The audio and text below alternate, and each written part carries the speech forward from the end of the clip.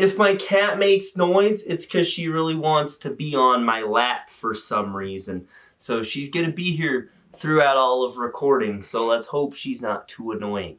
The start of this review will not contain spoilers, because it's the first episode. I will segue into spoilers, but I will announce when I'm doing that, so do not worry if you have not yet seen the episode. The trailers for She-Hulk did not interest me at all, not in the slightest. The only thing that got me sort of hyped was when I saw Daredevil at the end of the latest trailer. And then beyond that, some of the things that certain creators on this show had said publicly about their writing skill level had me really worried that this show would suck. So how was it? Actually not too bad. I didn't love it, I didn't hate it, I thought it was fine, but it was fun, and I am definitely interested to watch more. I'm just hoping there's not a giant quality drop between this episode and the next episode, because that would really suck. Let's address the elephant in the room, the CGI. It's not bad. They definitely improved it since that first trailer came out, and it looks a lot more real now. She-Hulk no longer has the uncanny valley effect going on. She no longer looks like she came straight out of Who Framed Roger Rabbit. She actually looks like something real that you could touch, which is nice. There are some times that it looks wonky, but for the most part, Hulk and She-Hulk look amazing. She-Hulk, Jennifer Walters, how is she? That's the big question here. She's not that bad of a character. She's not as great as people say. For some reason, a lot of people have been saying that she is like the best female superhero, which is not true because Wanda, Natasha, and everyone in Wakanda exists. So she has a long way to go, but like she's not terrible. Jennifer's fun, she has charisma, she has an amazing sense of humor. Once she becomes She-Hulk, the fun she has as She-Hulk is great, and she has amazing chemistry with Bruce Banner. Speaking of Bruce, I utterly despise Smart Hulk. The way they handled him in Endgame was not good, and I was not excited to see more of one of my favorite comic book characters. That was until this episode. This is the best writing that Hulk has had since the first Avengers movie. And this is how Smart Hulk should have been handled in Avengers Endgame. Every time Hulk was on screen, I was happy. And the best part is they set up a storyline with him. I know there's been rumors that he's getting his own solo project, so I'm not sure if they're waiting until that to follow through on this storyline. I hope they follow through on it in this show, but the storyline they set up with Hulk has the potential to be just utterly incredible. And I just really hope that, they handle it well. Because I finally started liking Hulk again. And yes, don't worry, he is still stronger than She-Hulk. It's just pretty clear in all the scenes when she's beating him at stuff. He's not trying his hardest. One more thing I really liked is the difference in the circumstances between Hulk and She-Hulk. Hulk learns pretty quickly that he cannot teach Jennifer to be Hulk in the same way he taught himself. It's just not going to work like that. They're completely different. Their abilities as Hulk are kind of different. It's not super different, but they do establish Jennifer has a couple different qualities than Banner does, and that he has to play by a completely different set of rules than he did when he was Hulk. He gets to go on a nice little arc. In fact, they even have an entire chat about this at one point, and the two of them are together the entire episode. It's the Bruce and Jennifer, it's the Bruce Banner and Jennifer Walters show. You don't even get any sense of a threat or antagonist until the very end of the episode in like a 10-second tease. The entire episode is just devoted to setting up this hero, which is good. And Bruce is spending the entire episode teaching his cousin how to be a Hulk. Her origin story was so rushed. And this was really my biggest negative with the episode.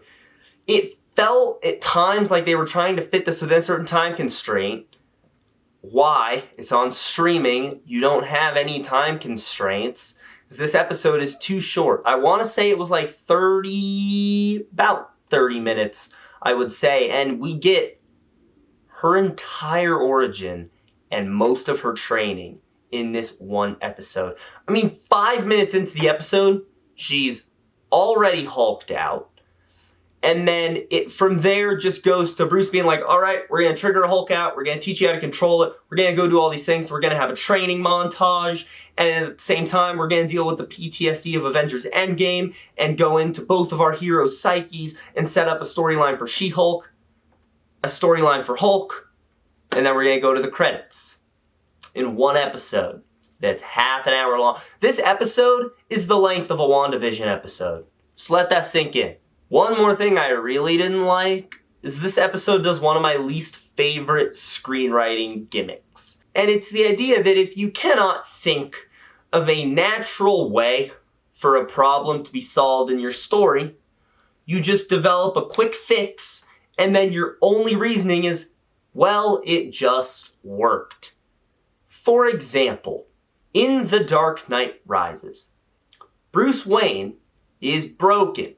They put a knee brace on him, and he's back to being Batman, and their only reasoning is that it just happens to work out like that. This episode is full of it. Bruce's explanation as to how he's able to turn back into Bruce bothers me. His explanation as to how he's able to heal his arm bothers me. The way that Jennifer is able to go from Jennifer to She-Hulk, while they do take a bit of time to develop that, bothers me. And the episode is just filled to the brim of quick fixes like that, where they're like, well, here's an easy solution, and it's not a good solution. It's a plot-contrived solution. Lastly, we have to talk about something else that's been going around and is a big central point of discussion with this show. Feminist themes. I'm not going to get too far into it, because I don't want to accidentally say something to offend someone. There's two big instances of feminism in this episode. One of them, I think they overcooked it a tad bit, but I can tolerate it just for the sake of the story. The other one was a scene that was basically, women are the savior and men are pigs. Why do you think I might not have been a fan of that particular scene? But back to some stuff I liked. There's a fight scene in this episode that I loved. And the post-credit scene, amazing. Amazing. I loved it. Stick around. I heard every episode has a post-credit scene, but so far they've all just been kind of gags, sort of like Peacemaker, which I love the post-credit scenes for that. So if this is along that same boat, I'm cool with it. Stick around. You'll love it. Overall, the first episode of She-Hulk was a pleasant surprise to me. I didn't love it. It wasn't groundbreaking. It wasn't one of the best Marvel shows, as people are saying, but I had a lot of fun with it. And if the show can just keep up the quality of this episode, it'll be fine. If the quality can go up, I will very much enjoy She-Hulk. Jennifer Walters has amazing potential as a character, and this is the best writing Bruce Banner has had in years. The story moves much faster than it should, but overall, I dug it. Alright guys, that's it for non-spoilers. I am now going to go touch on some spoilers. So if you have not yet seen the episode, this would be a great time to pause the video, go watch the episode, come back, and watch the rest of this video. So 3, 2, 1, it's spoiler time. And no, this will not be a play-by-play. Just a couple big things I want to touch on or elaborate on from the non-spoiler section of this video. So let's start out by talking about Bruce Banner, because I was praising him a bunch in the non-spoiler section. Bruce Banner is the best part of this episode, as I mentioned. I loved every single scene with him. And so first off, the story they set up with Hulk. The car crash that causes Bruce's blood to get into Jennifer's system that turns her into Hulk, it's because a Sakaran spaceship comes down right in front of him and they crash, and Bruce says later, first off, why did they release that scene? They should not have put that scene out. It would have been much cooler if we didn't see that coming. But Bruce then later says That was a Sakaran ship probably trying to relay a message. He has to go figure out what's up with that. That sounds awesome. I hope they don't drop it. Who's in the spaceship? What's the message? A lot of people are thinking it's Hulk's son, and they're going to try to use this to set up World War Hulk. I also kind of hope he goes full-on Rage Hulk by the end of this show. That would be cool. But yes, I really hope they don't just drop it and just forget about it. They did say Mark Ruffalo's a special guest star, meaning he won't be here all the time. So I have a feeling we probably won't see him again until like episode 8 or 9, and that he just dipped out, which is a bummer, but please just continue to write Hulk well. It's all I ask. I love this character. He's one of my favorite comic book characters, and I don't use that lightly. On my list of favorite superheroes, Hulk is near the top because I think he's so cool. Edward Norton actually has an amazing interview. I can't remember what he was on, but he has a great interview, sorry to go on a tangent, where he talks about what he loves so much about Hulk. And that's what I love so much about Hulk too. If I find the interview, I'll link it down below. You guys should watch it, but it's why I love Hulk so much. So I just hope they keep writing him well like they did here, because it was nice to see good writing for Hulk again. I also loved Hulk's relationship with the other Avengers and how they talk about they talk about the Science Bros finally. They kind of dropped the Science Bros because, you know, Hulk went to space. But the Science Bros were a big thing. They were one of the highlights of the first 2 Avengers movies, and they were like part of the heart of those movies. And so to now have Hulk mention that Tony bought him this land and, you know, built the house and built the bar, and during the blip he would come over all the time and they would just chat and drink. That was cool. I love that. And that was my favorite scene of the episode. When I think of the scene that stuck with me the most, it's that. And I love the toast they do of a good time and a hard time. Which also, you know, hits what Jennifer's going through at that moment, because she does not want to be here. This is a hard time for her, but she's having a good time now talking with her cousin. It was cool. I love the double-layered meaning of that line. And then that bar gets destroyed during the fight. And it was sad. The fight was awesome. And I think the reason I like the Hulk-She-Hulk fight so much is because they just both reverted to the rage form. Like, I'm sitting there, I'm like, oh my god, Hulk just roared. Hulk just did a thunderclap. This is awesome. I'm seeing Hulk again. Well, you know, as good as it can get when he's smart Hulk. But I don't care. I have waited 14 years for him to do a thunderclap. It was great. Let's talk about Captain America. So Jennifer makes a joke about Cap being a virgin. And when they first did this, I was like, oh god, they went on Reddit to write this show, didn't they? But it pays off in the end. It's a lot like the America's Ass joke that's kind of stupid, but then has a brilliant payoff. They do the same thing here. They even mention America's Ass. Jennifer Walters mentions America's Ass, but when she's drunk at the bar, which, by the way, thought Hulks can't get drunk, maybe the reasoning that she can and he can't is because she can just revert back to Jennifer really easily, so she still feels all the effects. I don't know. They didn't convey that very well, but that's what I would assume. But anyway, she's all drunk at the bar. This is in the post-credit scene, and Hulk is like, hey, he wasn't a virgin. And it's weird because he had already known Peggy at that point, and he clearly wanted Peggy. But it gets me wondering, what if he didn't lose his virginity in this timeline?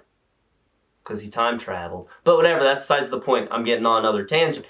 It is so genius to cut in the middle of the F-bomb. It worked well in the Spider-Man movies. It worked well here. It gets a chuckle out of me every time. Absolutely brilliant. And then last thing I want to talk about here before I go is just the quick fixes. I don't like quick fixes. I think they're one of the worst things you can do in screenwriting, to just say, here's a problem, now it's fixed. It is very lazy, very contrived, and I don't like it. And this episode does it 3 times. The first one being that Bruce is like, yeah, I have this thing on my wrist that I can stay in banner form, which is basically just the screenwriter saying, we don't want to pay our VFX artists a living wage, so let's just not have CGI at all and make him Banner. And that contradicts the reason he became Smart Hulk in the first place. And then the second one is the way his arm was fixed is, forgive me if I get this wrong, this is how it seemed. Bruce Banner's bloodline has really cool DNA that allows them to process very deadly amounts of gamma radiation. And that's what turns them into Hulks instead of killing them. This is something Tony Stark even mentions in the Avengers. And Jennifer is different than Bruce, and her blood allows him to actually fix his arm. And he just mentions, hey, your blood, let me fix my arm. And I almost punched a hole through my TV when I heard that he fixed his arm off screen in about 3 seconds. On the list of things to see, Hulk fixing his seemingly unfixable injury should be number 1. And then the last one that I put at the bottom, because it's not really a fix, because they do address it in the story, is just the way Jen's able to control her anger. Because they do the montage, and then they do a couple things to try to get her to turn in and out of being Hulk. And then she's like, yeah, I'm just good at controlling my anger because I'm a woman. And then she can turn into She-Hulk and back to Jennifer whenever she wants. I'm going to leave it there. That's it. That's all I wanted to talk about from this episode. So what did you guys think of the first episode of She-Hulk? Let me know down in the comments below. Also leave a like on this video, subscribe, click on the bell icon to receive all notifications from the M3HQ. That's going to be it. Have a great day, guys.